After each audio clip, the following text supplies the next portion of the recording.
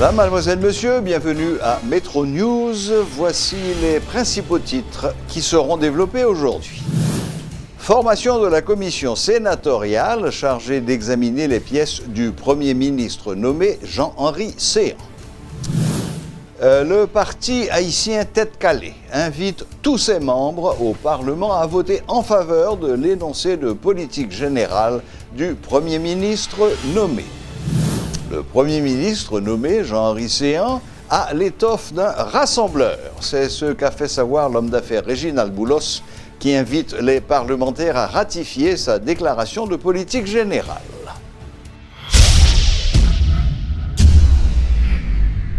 Vivez l'expérience BNC. Bienvenue à la BNC. Votre Banque nationale de crédit met à votre disposition ProCrédit pour améliorer la productivité de votre petite ou moyenne entreprise. Avec notre plat épargne retraite, planifiez votre demain aujourd'hui. ATM BNC, Banque nationale crédit Paola. N'importe côté, n'importe qui l'est. La carte BNC, c'est tous les avantages BNC dans une carte. Kaipam, en fait, c'est Kaipao. Et l'argent cash, c'est la BNC à votre portable. BNC, l'expérience au service de toutes les générations.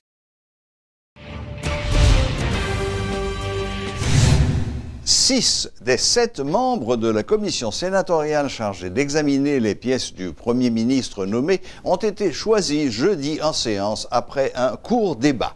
Les commissaires sont tous des élus proches du pouvoir et le siège demeuré vacant est réservé à l'opposition qui n'a pas encore choisi son représentant. La commission aura également à étudier les documents fournis par chacun des membres du cabinet ministériel. Le Premier ministre nommé Jean-Henri Séan peut compter sur le soutien du PHTK. En conférence de presse ce vendredi, le porte-parole du parti haïtien Tête Calée, Rudy Erivo, demande aux parlementaires issus de cette mouvance de voter en faveur de la déclaration de politique générale du notaire Séan. Nous-mêmes au niveau du parti haïtien Tête Calée, bien avant, après que nous finissons que le Premier ministre a réuni critères saillants, et au terme de cette rencontre qu'on a eue avec lui, nous encourageons, nous enjoindrons non seulement les parlementaires du PHTK au niveau du Sénat de la République et de la Chambre des députés à accorder un vote de confiance à l'énoncé de politique générale du Premier ministre Jean-Henri Séan, mais tout l'autre parlementaire tout. Donc c'est à l'institution parlementaire que nous voyons message là, un message très clair, sans ambiguïté pour nous dire, eh bien nous non phase côté que il y a une urgente nécessité pour doter ce pays d'un nouveau gouvernement. C'est un protagoniste clé dans la question. Donc il faut que vous répondiez, vous n'êtes pas capable de rater rendez-vous ça que vous avez avec l'histoire. Il faut que les parlementaires, en tout cas c'est nous encourager vivement, bien sûr, voter, accorder un vote de confiance à l'énoncé de politique générale. L'homme d'affaires Réginald Boulos estime que la formation du prochain cabinet ministériel va constituer un nouveau départ pour le président Jovenel Moïse. Selon lui, le Premier ministre nommé Jean-Henri Séan a l'étoffe d'un rassembleur. L'entrepreneur demande aux parlementaires de défendre les intérêts de la population et non leurs intérêts personnels. Moi, je crois que nous avons un message aujourd'hui, à côté que, après 18 mois, le président Jovenel Moïse réalisait le deuxième mi-temps pour le passé, peut-être qu'il a fait 3 mi-temps. Et dans le deuxième mi-temps, ça, j'ai tenu compte d'une série d'aspects conjoncturels, aggravation de la pauvreté, de la misère, de la faim.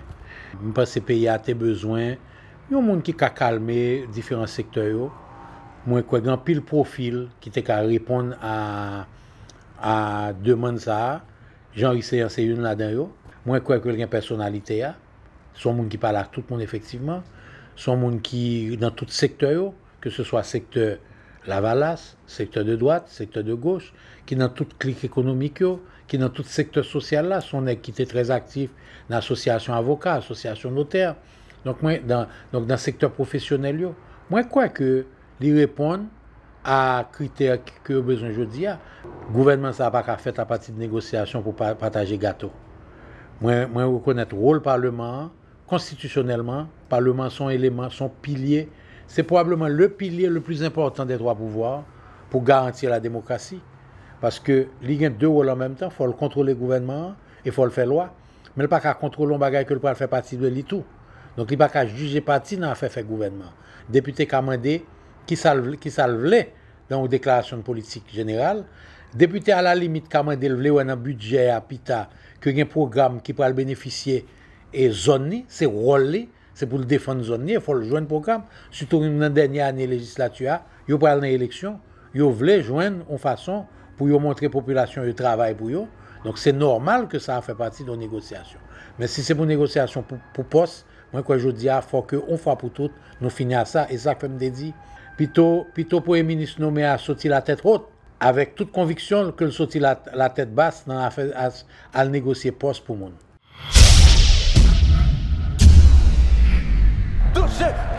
Attention, la boule.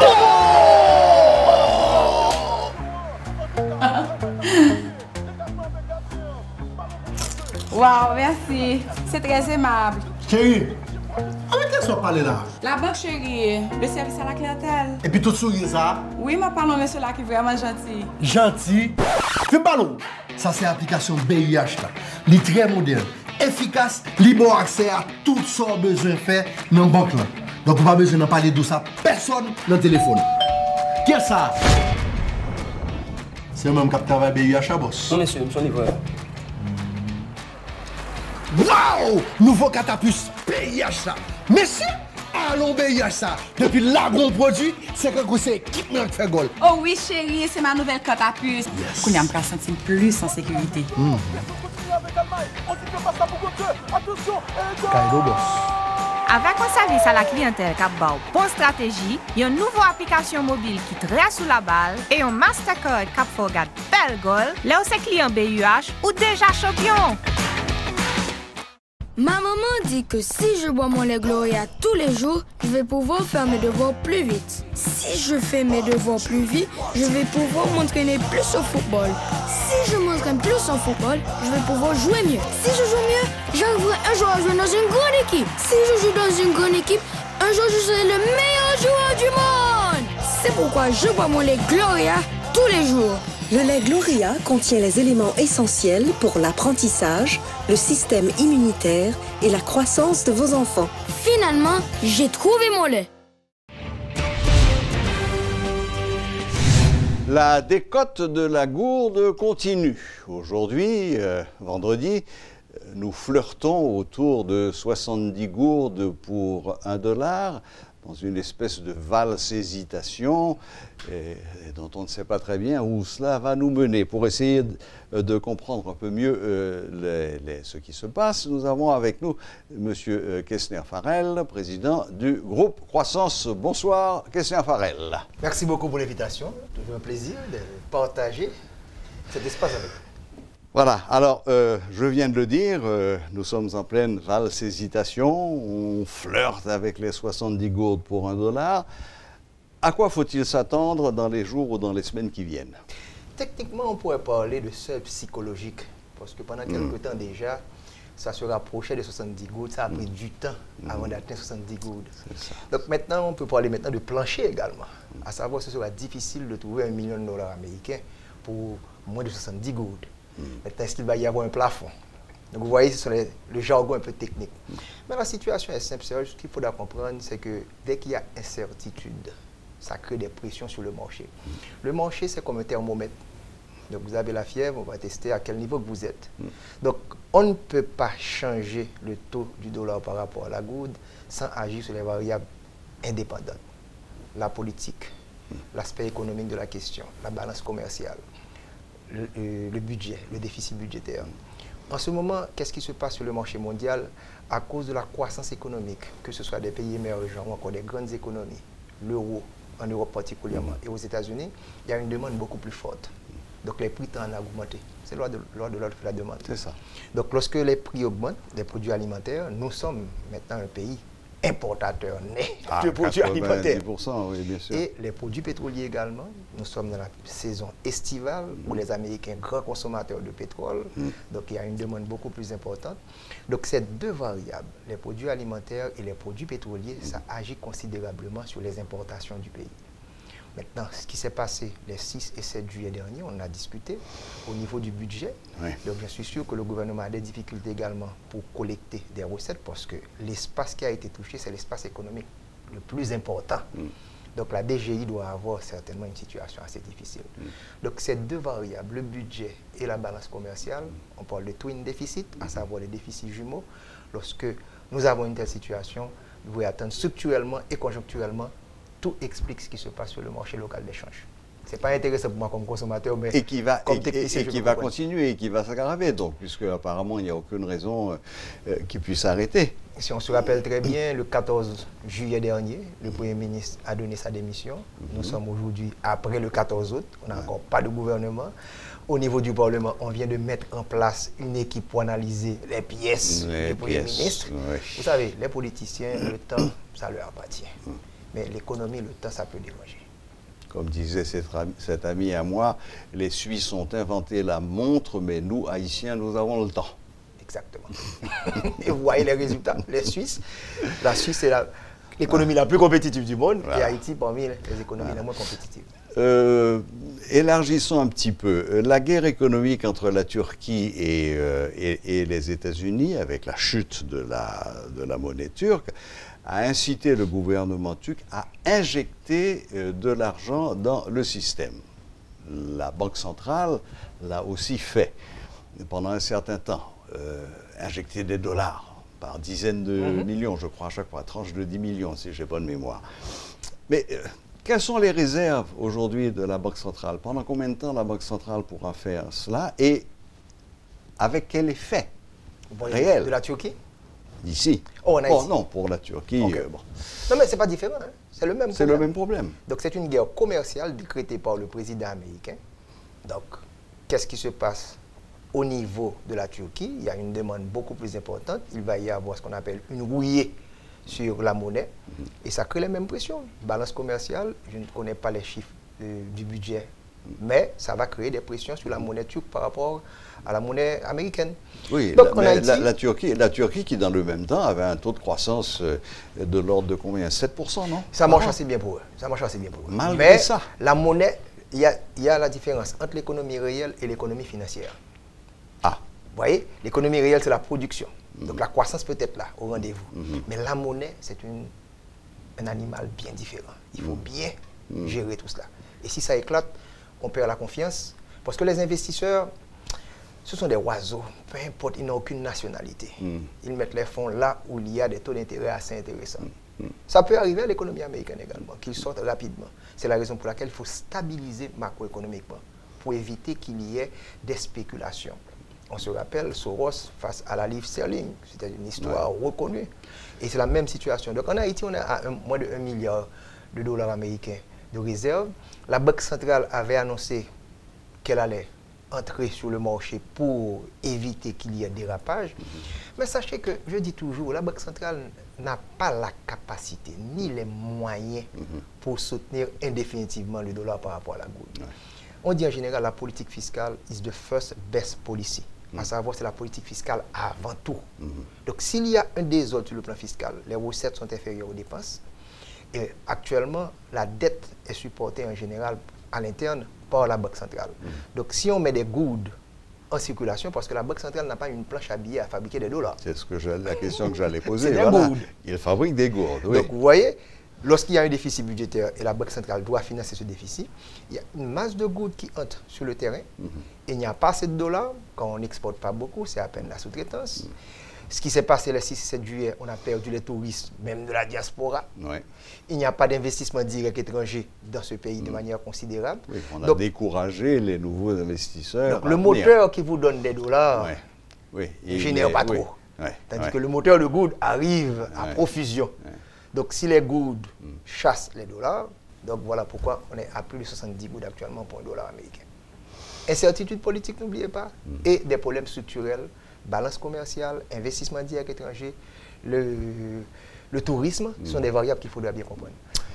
Mais incertitude qui risque encore de s'aggraver dans les jours et dans les semaines à venir, parce qu'il y a des échéances là, qui nous pendent au bout du nez. La première de ces échéances étant la rentrée scolaire. La seconde, c'est l'attente de ce fameux budget 2017-2018.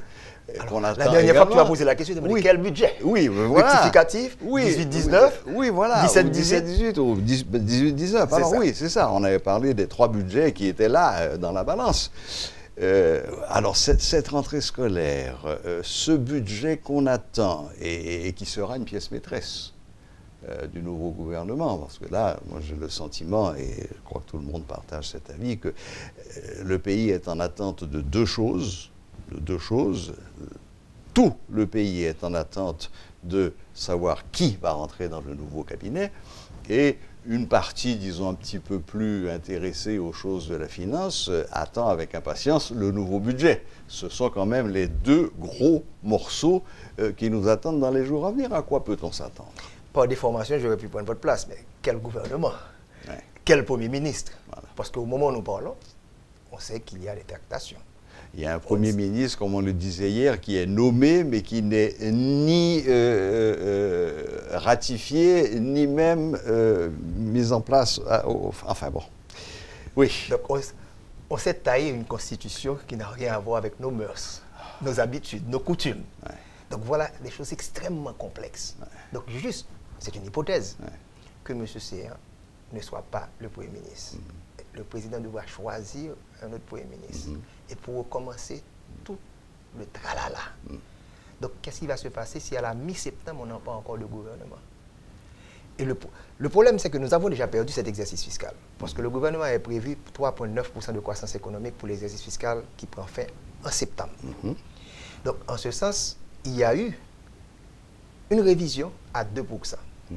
On n'a pas encore les chiffres, mais ce qui s'est passé les 6 et 7 juillet, on va perdre au moins 0,5% de croissance. Donc, on sera autour de 1,5%. Au lieu de 3,9 qui avait été prévu. Mais attention, nous sommes en saison cyclonique. En plus. Il nous reste près de 45 jours. Donc, si on prend un choc, il se pourrait bien qu'on soit autour de 0,5%. On espère qu'on ne sera pas là. Mais déjà saturé. Quoique, je me rappelle que certaines mauvaises langues disaient que pour certaines catégories de gens au gouvernement, un cyclone, c'est plus une aubaine qu'autre chose. Certaines mauvaises langues le disent parce que ça peut rapporter de l'argent, mais pour la population, c'est très mauvais parce que lorsqu'il y a contraction économique, pendant qu'il y a une croissance démographique de moins 1,6%, c'est une fabrique de la pauvreté. Ça. Donc pour revenir, cette incertitude politique, qui sera le Premier ministre? Et quand on aura finalement un gouvernement en place, eh bien, on est en train d'hypothéquer l'exercice fiscal qui commence le 1er octobre. Vous avez posé la question, quel budget? Est-ce qu'on va reconduire le budget 17-18 non rectificatif ou le budget 17-18 rectificatif? Donc voilà des défis énormes pour un nouveau gouvernement qui arrivera avec des chocs externes, parce que je vous ai bien expliqué qu'est-ce qui se passe avec les produits alimentaires qui sont en hausse, les produits pétroliers qui sont en hausse, donc les importations ne cessent d'augmenter, et le gouvernement est en train d'entrer moins d'argent. D'ailleurs, il va y avoir des pertes d'au moins 20 milliards de gouttes, parce qu'il pensait déjà à avoir 20 milliards de gouttes à partir des taxes pétrolières. Voilà. Donc c'est une perte également. Bien sûr. Donc comment on va commencer la prochaine année? Sinon, une perte, au moins un manque à gagner. Donc, tous ces facteurs, quelqu'un qui est un investisseur va dire on va attendre. Parce que, wait and see. Vous savez très bien, les investisseurs, ils doivent voir très clair avant de mettre $1 ou une goutte à l'extérieur. Voilà, et ce cocktail, socialement, c'est extrêmement difficile et j'ai vraiment une grosse inquiétude pour le prochain Premier ministre, le prochain ministre des Finances. Quel qu'il soit. Merci infiniment, Ouro. Et bon, même si les perspectives ne sont pas très réjouissantes, je dis toujours, on va faire avec. Mieux vaut avoir des nouvelles, même si on n'a pas de bonnes, que ne pas avoir du tout. Absolument. C'est ça. Voilà, c'était Kessner Farrell, comme il l'a dit lui-même, l'économiste de service de Télémétropole et également président du groupe Croissance.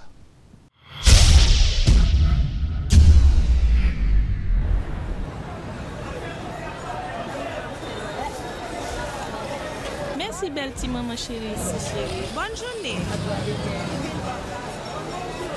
Osman chérie, qui côté vous serez comme aller qu'il est? Moi-même, ma commère, pas qu'un pile cash sous moi encore. Moi, mettez tout comme moi sous T4 Unibank tout côté ça. Et puis, c'est avec me régler tout à fait.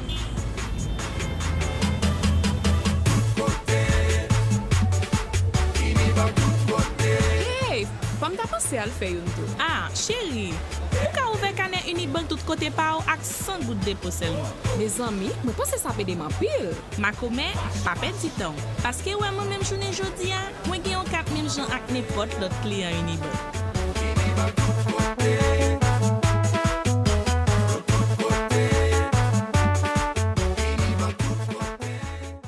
Maman? Elle dit maman? Regardez-lui, la marché. Petit bébé là, bien éveillé, faut qu'il ait en bonne santé. À part comment j'ai pour contour. Blédina fait céréales Blédine avec l'aide Blédine la croissance pour petit tout bien vivre chaque étape développement colis avec l'esprit. À part conditionné, bravo! Blédine céréales avec Blédine la croissance, c'est partenaire tout premier progrès petit bébé là.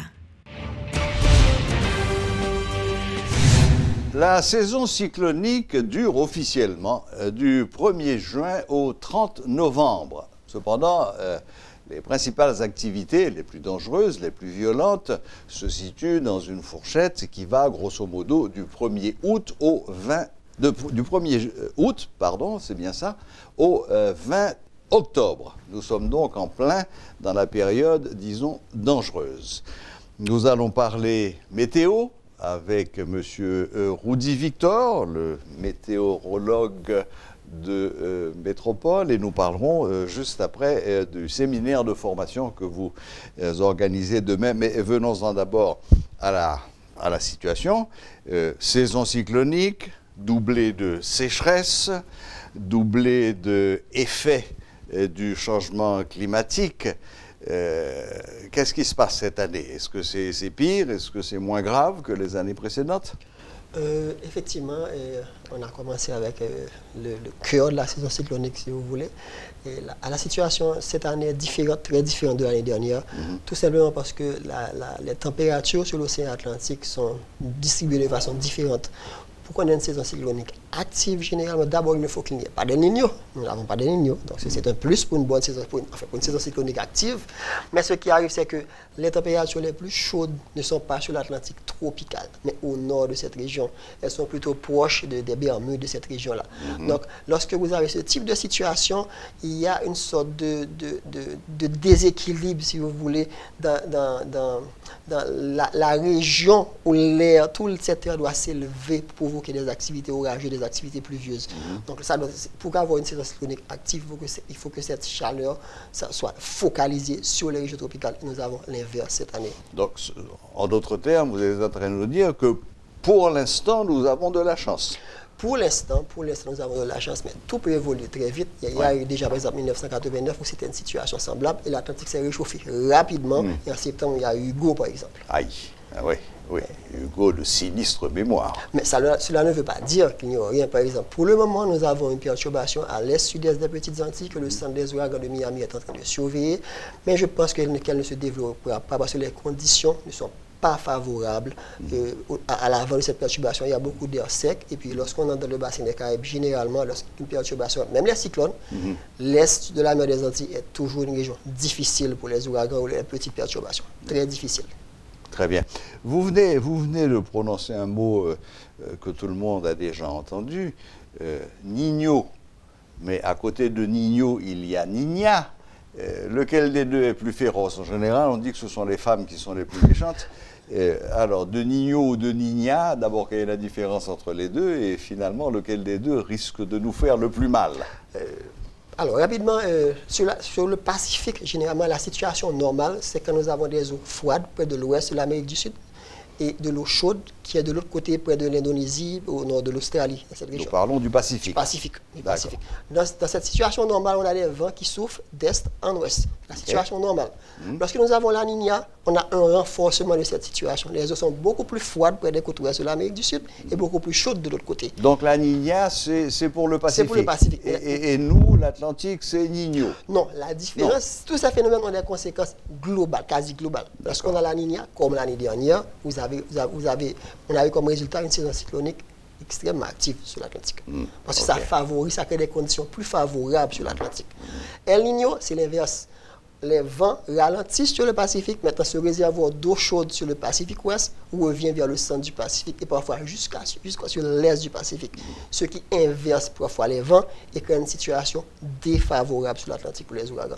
Lorsqu'on a le gros, par exemple, Haïti n'a jamais été touché par un ouragan lors des gros épisodes de Niño. C'est extrêmement difficile parce que les conditions sont tellement défavorables sur l'Atlantique. Pour l'instant... Alors, attendez, j'aimerais bien comprendre. Donc, Niño et Niña, ce sont des phénomènes de vent. De vent, c'est un phénomène couplé océan-atmosphère. On ne sait jamais qui commence, si c'est l'atmosphère ou si c'est l'océan. Ça veut dire qui ça? Il y en a beaucoup à l'autre ou... Les deux doivent se mettre en synergie. Si par exemple les eaux sur l'Atlantique central sont chaudes, on doit avoir un ralentissement des vents d'est. Si on n'a pas ce ralentissement des vents d'est, il n'y aura peut-être pas d'El Niño. Donc c'est un phénomène assez intéressant qu'on ne comprend pas, qu'on ne peut pas très bien prévoir. Par exemple, il est possible qu'il y ait un El Niño d'ici la fin de l'année, mais il y a des doutes. Il y a des doutes. Il y a des tas de complications pour essayer de savoir exactement ce qui va se passer parce qu'on n'est pas sur l'océan, il y a des bouées, etc. Mais on ne maîtrise pas tous ces phénomènes. Très bien. Bon, donc souhaitons qu'il n'y ait pas de scène de ménage entre Niño et Niña et qu'il nous fiche un petit peu la paix. Bon, Monsieur Rudy Victor, un phénomène naturel n'est pas forcément équivalent à une catastrophe naturelle. Les catastrophes viennent souvent soit de l'imprévision, soit d'être mal préparées. Et je crois que le séminaire que vous allez faire, ce séminaire c'est demain, samedi 18 août, à partir de 10h du matin, demain samedi 18 août, 10h du matin, à la bibliothèque Michel Tardieu, rue Rebecca à Pétionville. C'est bien ça? C'est bien ça. D'accord.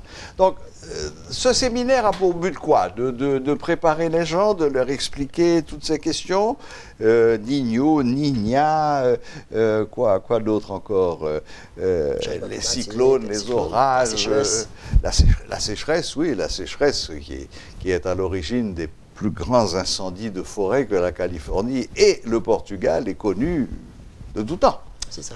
C'est ça. Donc, l'idée, c'est d'abord, c'est une série de formations. C'est la première. D'accord. Okay, pour le public en général. Mais là, je cible plutôt parce que les sujets qui seront traités, c'est surtout la saison cyclonique, la sécheresse, les événements extrêmes de ces dernières années. Okay. C'est pour surtout éduquer les gens, le grand public d'abord, mais surtout les utilisateurs de l'information météorologique, comme le secteur de l'agriculture, de l'eau, de la santé, et les étudiants aussi. C'est très ceux qui sont directement concernés par tous ces phénomènes. Comprendre ces phénomènes, comprendre ce qui se passe actuellement, pourquoi on a cette situation et qu'est-ce qui va se passer, ou qu'est-ce qui pourrait se passer d'ici les prochaines semaines, les prochains mois à venir. Il est extrêmement important aux gens je ne vais pas faire de ces jeunes météorologues en 3 heures, c'est pas possible. Mais au moins, ils auront de bonnes informations et ils pourront, par exemple, sur les réseaux sociaux, lorsque les gens disent n'importe quoi, ils casseront la chaîne, par exemple. L'information ne sera pas transmise, ils pourront démentir, parler différemment pour que les gens puissent mieux comprendre ce qui se passe réellement. Et puis aussi, j'ai l'habitude de faire la météo d'une façon différente. Assez différente parce que je parle de choses qu'on ne parle pas généralement ailleurs. Je ne parle pas seulement d'Haïti. J'essaie de faire comprendre aux auditeurs de Métropole, également sur ma page, d'autres choses qui se passent et pourquoi elles se passent. Parce que lorsqu'on parle, par exemple, de météorologie, en fait de saison cyclonique, on me dit qu'il y a un cyclone quelque part, etc. J'essaie d'expliquer qu'il y a la Niña, qu'il y a El Niño, pourquoi il y a El Niño, pourquoi par exemple il y a le Niño de l'Atlantique aussi qui existe, pourquoi les températures de l'Atlantique sont distribuées de cette façon cette année. L'année c'était différente. Donc je parle souvent des brumes de poussière du Sahara. Oui. On n'en parlait pratiquement pas auparavant. On n'en parlait pratiquement pas. Non seulement j'explique l'origine, le danger que ça représente, et d'autres choses dont on ne parle pas généralement. Les dangers qui peuvent être associés par exemple à des mines d'uranium à ciel ouvert en Afrique. Et il y a de la poussière qui transite de cette région. Wow. Okay, parce que j'étais allé à un séminaire à la Barbade. Les gens, le CIMH, l'organisme responsable des prévisions météorologiques pour la région des Caraïbes, ils demandaient qu'on ait une étude particulière sur ces poussières. Qu'est-ce qui nous arrive sur les Caraïbes? Qu'est-ce qui nous arrive dessus? Parce qu'on ne sait pas vraiment. On ne sait pas. Ce n'est pas seulement de la poussière. Il y a des spores, il y a de la pollution de l'Afrique subsaharienne, il y a ces trucs-là de mines d'uranium à ciel ouvert. C'est sûrement pas les mêmes critères de sécurité qu'il y a dans ces mines. et avec les mines d'exploitation aux États-Unis ou dans d'autres pays. Oui, parce que qui dit uranium, moi quand j'entends uranium, je pense radioactivité. Bien sûr, bien sûr. Alors que le sable, bon, le sable du Sahara, oui. c'est pas très gai, mais au moins il n'y a pas de radioactivité. Bien, donc je reviens à votre séminaire. L'admission, dites-vous, sera de 1500 gourdes, mais vous m'avez dit aussi que demain, ce sera le premier d'une série. Oui. Alors, ces 1500 gourdes, c'est pour demain ou c'est pour l'ensemble? C'est pour demain. C'est pas demain, c'est le lancement de l'activité. 1500 gourdes, c'est pour les professionnels. Oui, et il y a un tarif spécial. Pour les étudiants qui ont une code valide, c'est à 1000 gourdes, oui. C'est pour faciliter ces gens. Donc je répète, bibliothèque Michel Tardieu à la rue Rebecca à partir de 10h du matin demain. Voilà, alors j'imagine aussi que dans ce séminaire, non seulement vous aiderez les gens à comprendre tous ces phénomènes, mais peut-être aussi allez-vous ouvrir la voie sur les précautions qu'il faut prendre, ce qu'il faut éviter de faire, parce que bon, encore une fois, un phénomène naturel, personne ne peut rien, que ce soit un tremblement de terre, un cyclone, une éruption volcanique, ça c'est un phénomène naturel, mais comment faire pour éviter qu'un phénomène naturel ne devienne une catastrophe naturelle? Vous allez aborder aussi... Définitivement, il y aura même un débat à la fin, parce que c'est intéressant de faire un échange avec l'assistance, c'est qu'il y a des gens qui savent quelque chose déjà, qui seront là. Donc ce débat sera très intéressant. J'espère que ça va se prolonger. Parce que oui, d'ailleurs, vous avez intitulé cette séance, c'est une séance de formation débat. Exactement. C'est-à-dire que vous inviterez les gens à participer. Oui. Très bien, eh bien, Rudy, merci. Croisons les doigts. Jusqu'à présent, ça ne se passe pas encore trop mal pour nous, mais... Nous ne sommes qu'à la mi-août et il faudra encore tenir jusqu'au 20 octobre. L'important, c'est de se préparer. Encore 2 mois. Encore 2 mois. D'accord. Merci beaucoup, Rudy. Et bonne chance pour votre séminaire. Merci beaucoup. D'accord. Donc, je rappelle, c'était Rudy Victor, monsieur météo de Métropole, qui a une séance de formation débat sur les problèmes météorologiques, sur la saison cyclonique, la sécheresse, les raisons de la sécheresse, etc., les changements climatiques en général. Ça se passe demain, samedi 18 août, à partir de 10h du matin, à la bibliothèque Michel Tardieu, rue Rebecca à Pétionville. Le prix est de 1500 gourdes pour les grands mondes et 1000 gourdes pour les étudiants.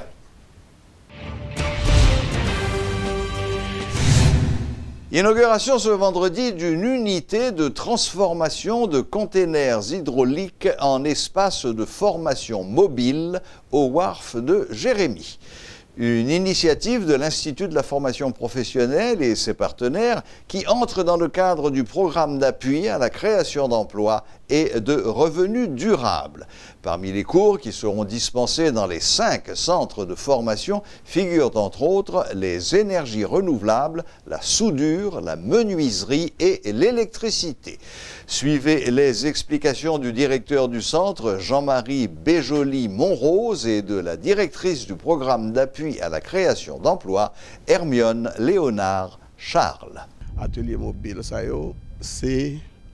Et il y a tout servi d'infrastructure qui est capable de renforcer l'école, renforcer l'autre école. Par exemple, un laboratoire en hydraulique.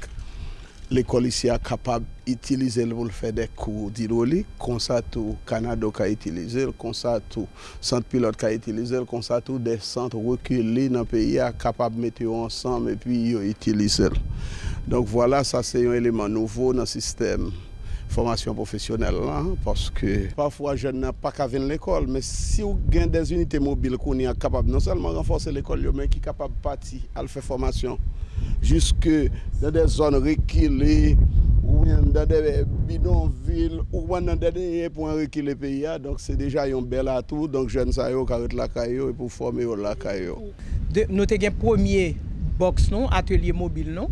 En 2016 nous avons un deuxième, mais nous avons 3 unités mobiles que directrice générale INFE Madame Magui Diosé vient inaugurer là. Ça c'est montage des unités mobiles. Côté nous capables grand conteneur nous transformer en salle de classe. Pas même salle de classe, salle de formation. Nous avons prêté ici comme base. mais nous avons déplacé tout avec des remorqueurs pour nous déposer n'importe qui côté. Nous, dans 4 programmes, nous avons tout entrepreneuriat. Nous faisons entrepreneuriat avec jeunes, nous faisons développement personnel et professionnel, côté comment pour le comporter, etc. Nous arrivons sur les lieux et majorité dans yo mettez une association et dans certaines filières, nous avons déjà un kit de démarrage, côté au travail et transformation de produits agricoles et autres. Et c'est ça, projet c'est le programme d'appui à la création d'emplois et de revenus durables. Ce qui veut dire non seulement nous former les jeunes, nous avons les formations en entrepreneuriat, nous avons les formations pour le personnel et puis c'est...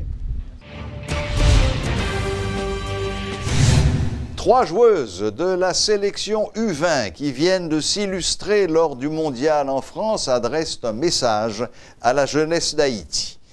Invitées à la rubrique Le Point ce vendredi, Mélissa Dacius, Kerly Théus et Melchi Daël Dumornay, alias Coventina, ont appelé les jeunes de leur âge à travailler sans relâche pour atteindre leurs objectifs et à faire preuve de patriotisme et de patience. Se présentant comme des exemples à suivre, les 3 jeunes femmes ont donné l'assurance qu'elles allaient poursuivre dans la même voie afin de satisfaire le public haïtien.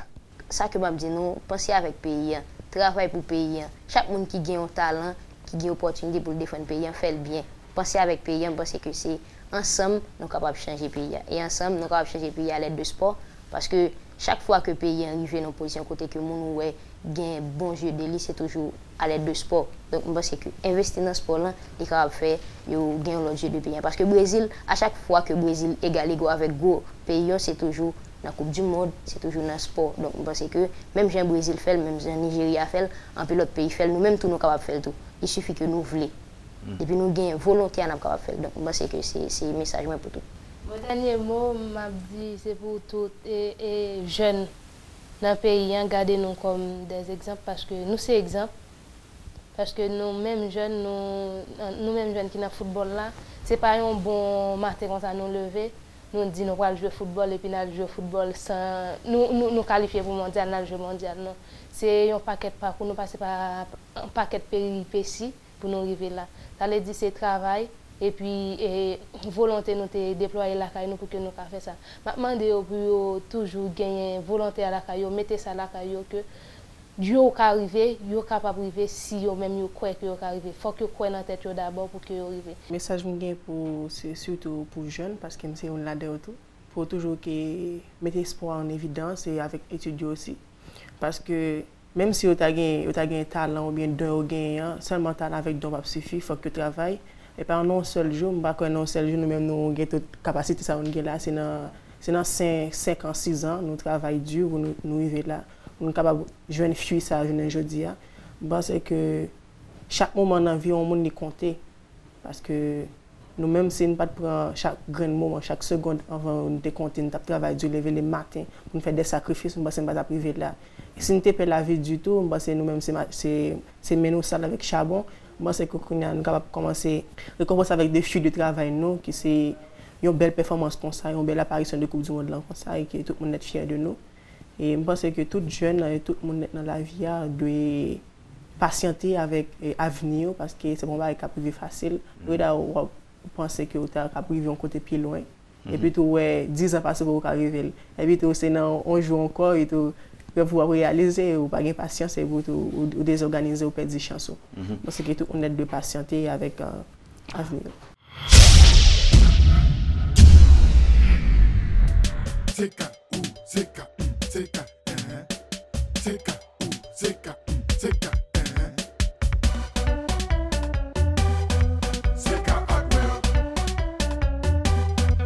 Ingénieur, ouvrier, contremaître, si vous cherchez plus belle et plus gros kékari qui est dans le pays, venez visiter nous dans CK Hardware, dans 42 boulevard Toussaint Louverture, dans Airport Industrial Park, Bokafou Fleurio. Venez partir en toute sécurité pour qu'à choisir parmi plus que 15 000 articles nous avons pour offrir. Ou à joindre depuis ces matériels pour kékari, plomberie, électrique, sanitaire, bois. CK représente un pile gros marque international qui est dans le pays. tant que frigidaire pour électroménager, à Trouper, une des plus gros max outils qui gagnent dans le monde. Dans sa fait construction, prix, qualité et assortiment, CK Hardware, c'est mettre question. Pour plus d'informations, relez-nous dans 88 33.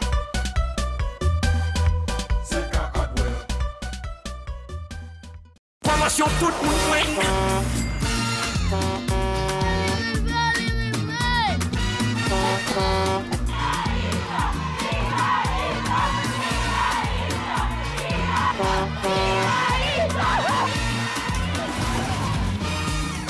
Ça, ce moment, nous pouvons jamais vivre. Criolito toi faut cadeau manger pour Yolande. Encore pile l'autre bel cadeau encore. Porter 75 beaux tablettes Criolito en pays. Gagner plusieurs milliers prix même côté. Tout petit gâté yo gagner cadeau. Remettre beaux tablettes yo en pays. Ou gagner quand même yon cadeau. Mais talent, qui plus toujours. Si vous arrivez former manger à Criolito, ou gagner manger pour Yolande. Suivre Criolito bien oui. Là-bas manger pour Yolande. Tout petit gâté yo gen cadeau sans tirage.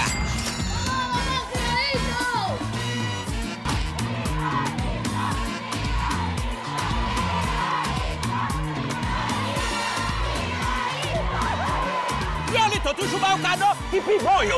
D'un camion Criolito yo, le cas de fait ou là. Promotion tout le monde. Voilà, la boucle est bouclée. Merci de votre fidélité. Excellent week-end à toutes et à tous. Et à la prochaine, même heure, même chaîne.